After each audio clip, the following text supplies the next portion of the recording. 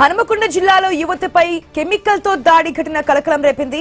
ద్విచక్ర వాహనంపై కడిపికొండ సమీపంలో ముగ్గురు యువకులు దాడికి పాల్పడ్డారు. స్వల్పంగా గాయపడిన బాధితురాలు ఎంజీఎం ఆసుపత్రిలో చికిత్స పొందుతోంది.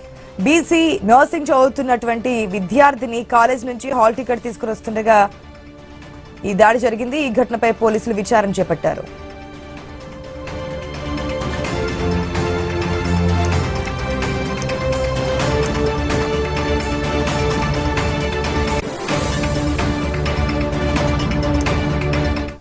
ఈ ఘటనకు సంబంధించిన అప్డేట్స్ మా ప్రతినిధి ప్రశాంత్ ద్వారా తెలుసుకుందాం.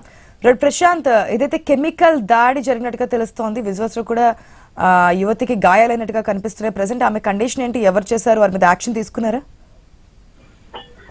ఆశా హన్మకొండ జిల్లాలో దారుణ ఘటన చోటు చేసుకుంది. నిన్న రాత్రి కడిపికొండ నుంచి హన్మకొండకు వస్తున్న తరుణంలో ఆ యువతిపై కెమికల్ దాడి జరిగింది. బీఎస్సీ నర్సింగ్ చదువుతున్నటువంటి యువతిపై ఈ ఘటన జరిగింది. వెంటనే అక్కడ స్థానికులు గుర్తించి వరంగల్ ఎంజీఎం హాస్పిటల్ కు తరలించడంతో అయితే ఆ ప్రాణాపాయం తప్పింది. చికిత్స అయితే పొందుతుంది. అయితే వివరాలకు సంబంధించి జనగామ జిల్లా జవహర్గఢ మండలానికి సంబంధించినటువంటి సునంద, వెంకటాపురం గ్రామానికి చెందిన సునందగా ఆమెను గుర్తించారు. ఆమె తల్లిదండ్రులు కూడా ఘటనా స్థలానికి చేరుకొని బాధితురాలికి చికిత్స సహకారం అందిస్తున్నారు.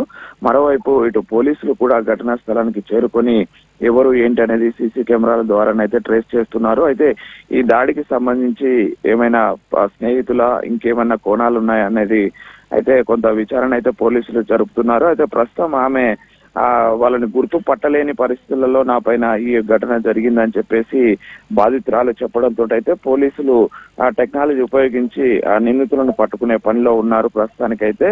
అయితే చాలా రోజుల తర్వాత వరంగల్లో మరోసారి యాసిడ్ దాడి అంటూ కొంత జరిగినప్పటికీ కూడా అయితే ఆ యాసిడ్ కాదని నిర్ధారణ అయితే అయితే కొంత కెమికల్స్ కు సంబంధించి చల్లడం వల్ల పెద్ద ఎత్తున ప్రాణాపాయం కానీ అటు ఎలాంటి ప్రమాదం అయితే సంభవించలేదు. కొద్ది గాయాలతో అయితే యువతి బయటపడింది. ప్రస్తుతానికి ఎంజిఎం లో చికిత్స పొందుతుంది. ఆశ.